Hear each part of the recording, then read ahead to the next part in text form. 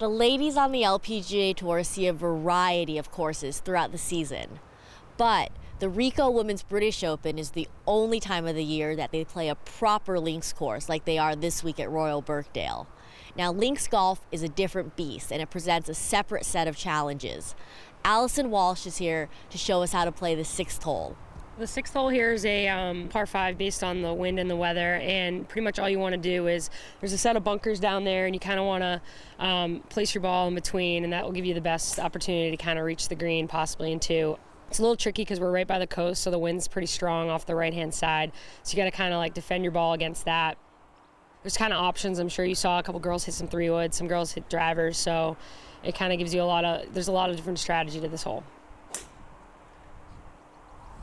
A little hybrid, little Nigel.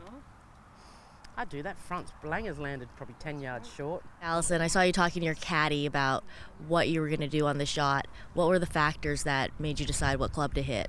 You get your yardage, but we're hitting right into the wind, and it's right to left, and all the trouble's left. So you have to kind of hit out into the wind, obviously, and it's kind of like you have to judge the yardage, and it's really just kind of guess and check. I mean, you have a feel to a point, but like I hit my first one, we thought it was plenty, and it was probably 30 yards short, and then I clubbed up one, and it was still a little short, so the wind's obviously pretty strong, but I mean, that's why we have practice rounds, though, because you can kind of judge it.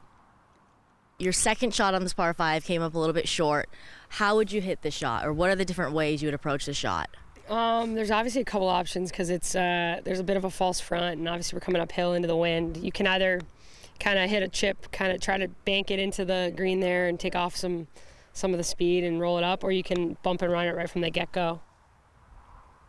So what makes this green so challenging? This green's actually pretty undulated. The front of the green, there's a big false front, so you got to be really careful on that because it all feeds back down into some severe bunkers. And then obviously you can see on the sides here, it's really contoured, and if you don't really hit the green, you're going to slope off into some fescues, and you're going to have some tricky chips into quite a tricky green. So, but it's good though because it's a reachable par 5, so you got to have some risk, by the green. I'd play this hole pretty aggressive and give yourself a chance to reach it in two. So I'm going to go with driver off the tee and then give it all I got on the second shot and hopefully have a good short game to get some numbers. So there you have it. That's how you play the sixth hole at Royal Birkdale. It's a reachable into par 5, but the wind is always a massive factor. So club selection is difficult, but you can be a little bit aggressive.